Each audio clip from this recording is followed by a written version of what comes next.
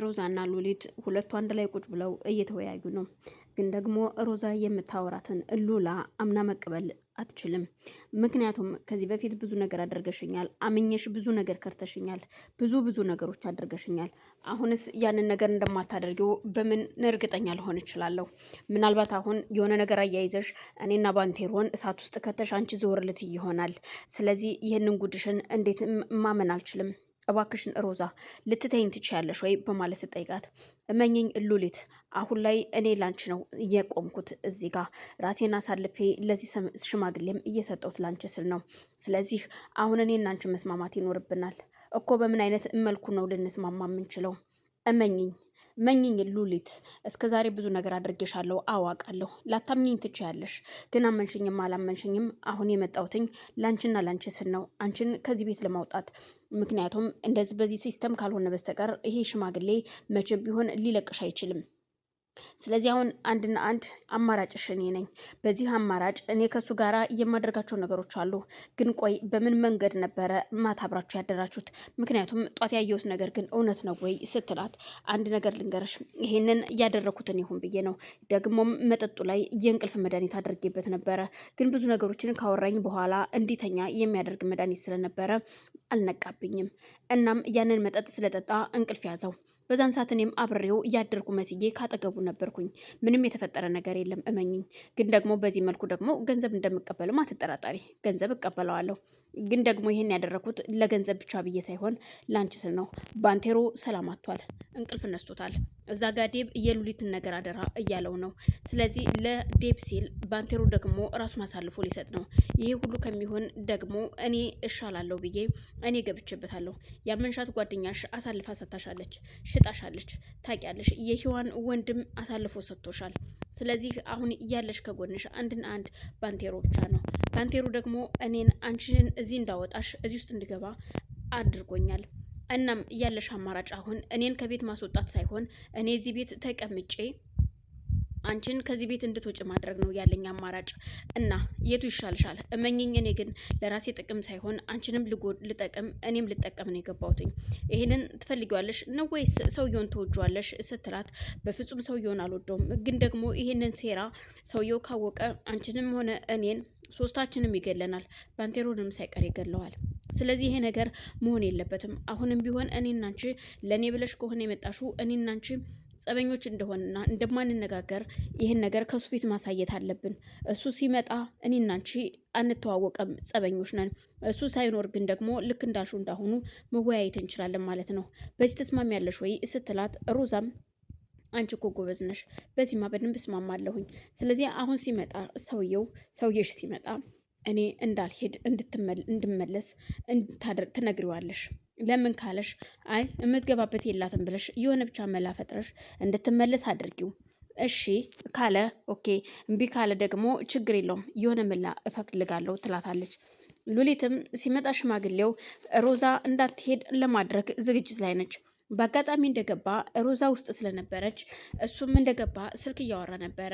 ከክፍለ ሀገር የሚጫኑ እንደዚሁም ስንዴና አሸሽ ነገሮችን ጭኖ የሚመጣው መኪናውን በፍጥነት አስገባ ጋራጅ ውስጥ፣ ካንተ ጋራጅ እንዲያርፍ እያለ ስልክ ሲያወራ በር ላይ ቁማ ታዳመጠው ነበረ። የምታዳመጠውን እያንዳንዷን ነገር ለባንቴሮ በር ደውላ ነገረችው። ባንቴሮም ያ መኪና መጋዘን እንዳይገባ በመንገድ ለማስቀረት ይጥራል። ምክንያቱም ያ መኪና ጭኖት እየመጣው እሱን የሚደግፈው ብዙ ገንዘብ እንደሆነ ስለሚያውቁ፣ ያንንም ነገር ደግሞ ጎጅም ስለሆነ ለሕግ አሳልፈን እንሰጠዋለን በማለት እሷም ለሱ መልክ ታስተላልፍለታለች። እሱም ስልኩን ከዘጋ በኋላ ያላዳመጠች መስላ ድንገት ትገባለች። የኔ ቆንጆ መጣሽ በማለት ሰላም ከተለዋወጡ በኋላ፣ እኔ ምልህ ከዚህ በኋላ ሮዛ እዚህ ብትቀመጥ ምን ይመስላል? ሮዛ እንድትመለስ ጠይቃት። ምናልባት የምታርፍበት ቤት ላይ ኖራት ይችላል። ስለዚህ መቀመጥ ትችላለች። እኔ ምንም ችግር የለብኝም በማለት ትነግረዋለች። ካልሽማ ደስ ይለኛል። ምክንያቱም ግን ደግሞ የትናንትና ያደረጋችሁት ነገር ድጋሚ እንዳይደገም ይህንን አስጠነቅቃለሁ በማለት ስትናገር፣ እሱም በጣም የሚገርም ነው። እች ሮዛ የምትባል ምን አይነት ጎበዝ ሴት ነች? እሷ የሰራችው ሴራ ሁሉ እየሰራ ነው። አሁን የኔዋ አበባ እየቀናች ነው። ስለዚህ ቀስ እያለች ሳልትደክም ሳልለፋ እሷን እየራሴ ላደርጋት ነው ማለት ነው። ስለዚህ ሮዛ አዎ መሄድ የለባትም ሮዛ እዚህ መቀመጥ አለባት። እኔ አንቺ ትሂድ ስላልሽኝ ነበር ትሂድ ያልኩት እና ችግር የለም ክፍል ሞልቶ የለ አንዱ ክፍል መቀመጥ ማረፍ ትችላለች በማለት ይስማማሉ። እሺ ትልና እርሷም ለማንኛውም አሁን መጣው እናም ባንቴሮም ደውሎ ያናገራት እያለ ሉሊትም እኔ ምልክ ባንቴሮ ሮዛ እንዴት ነው እዚህ ውስጥ ልትገባ የቻለችው? እኔ ምኗም አላመንኳትም ነበር፣ ግን ደግሞ ስታስረዳኝ ትንሽ ትንሽ አመንኳት። ግን ደግሞ ሙሉን ደግሞ ካንተ ልስማ ብዬ ነው። ምን ትለኛለህ ስትለው እዩልሽ አሁን ላይ እኔ ምንም ይሄ ነው የምልሽ ነገር የለም። እርግጣው ሮዛ እዛ ውስጥ እንድትገባ እኔ ነኝ የገፋፋኋትኝ። እናም እሷም ገብታበታለች ይመስለኛል። ይሄን ሁሉ እያደረኩኝ ያለሁት አንቺ እንድትወጭ ነው። ትልቅ ኃላፊነት አለብኝ። ትንሿ እባክሽን ተረጅኝ። አንደኛ ዴብም እንኳን በየጊዜው እየደወለ እየጠየቀኝ ነው። የእሱን ልጅ እያስያዘው መሰለ ቢሆንም እንኳን መሰለ በራሱ ጄሌዎች ነበረ የዴብን ልጅ ማለትም ከዮሐኒ የተወለደው ልጅ በውጭ ሀገር እያሳገተበት። ዴብ መዛጋ ልጁን ለማስለቀቅ ከዮሐን ጋር ሂደዋል። ግን ይህን ሁሉ ሚስጥር አያውቅም። አሁን ላይ ሉሊት የት እንዳለች የሚያውቀው ታሪክ የለም።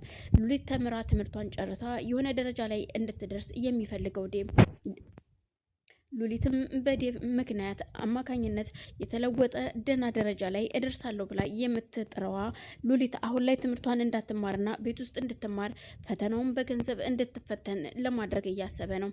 ግን ደግሞ ሉሊት በፍጹም እኔ የማንንም ስጦታ እየተቀበልኩኝ መኖር አልፈልግም።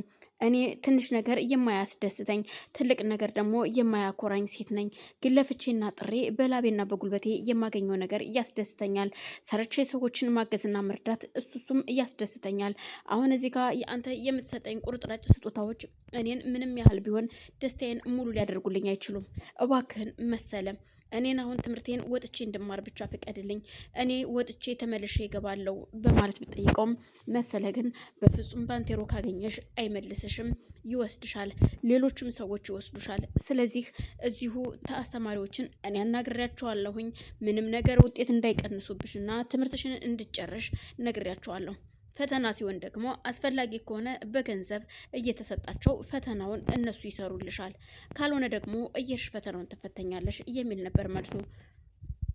ሉሊት አሁን ላይ ግራ የተጋባችው ነገር ቢኖር ዴብ ሲመጣ ምን አይነት ምክንያት አቀርብለታለሁ? ከዚህ ሰውዬ ጋር ደግሞ ሊጣሉ ምናልባት ባንቴሮን በእኔ የተነሳ እኮ ከዚህ ሰውዬ ጋር ደግሞ ይሄ ሰውዬ ብዙ ሰዎች አሉት፣ ምን ማድረግ ነው ያለብኝ በማለት ብቻዋን ታብሰለስላለች። እናም ባንቴሮን እንደተለመደው ደውላ ስትጠይቀውም አሁን በቅርቡ ነፃ እንደምትወጣና አዛው ቤቷ እንደምትመለስ ይነግራታል። ባንቴሮ አላቅም፣ ግን ደግሞ ሮዛን አደጋ ላይ ጥያት እንደዛ ማድረግ አልችልም እኮ ምንድን ነው ማድረግ ያለብኝ? በቃ እኔ እዚሁ ልቀመጥ ተውኝ ስትለው በፍጹም አይሆንም፣ አደራ የተሰጠሽኝ ለኔ ነው። እናም አደራዬን መወጣት አለብኝ። አደራዬን መብላት አልፈልግም። እባክሽን ትንሿ አግዥኝ፣ እንደምንም ብለሽ ከሮዛ ጋራ እዛ ጋር በምትነጋገሩት ነገር ክሎዝ ሁኑና ከእሷ ጋር አንዳንድ ነገሮችን ተለዋወጡ። ያቺ ጓደኛሽ ግን አሳልፋ የሸጠችሽ ለገንዘብ እንደሆነ ደግሞ እወቂ። እውነታው ይሄ ነው። ግን ከብዙ በጥቂቱ ሮዛ ልትረዳሽ እየሞከረች ነው አሁን። ስለዚህ እመኛትና ቀረቢያት እባክሽን። ለገንዘብ ስለሆነ እሷም እሱ ጋር ገንዘብ ትቀበላለች፣ እኔም አንቺን ነጻ ካወጣችልኝ ገንዘብ ከፍልሻለሁ ብያታለሁ። በዚህ ደግሞ ሮዛ አይኗን አታሽም። ገንዘብ የሚባለው ነገር ሲነሳ ራሷንም መሸጥ ትፈልጋለች። ስለዚህ እባክሽን በማለት ይጠይቃታል። እሷም እሺ በቃ አደርግ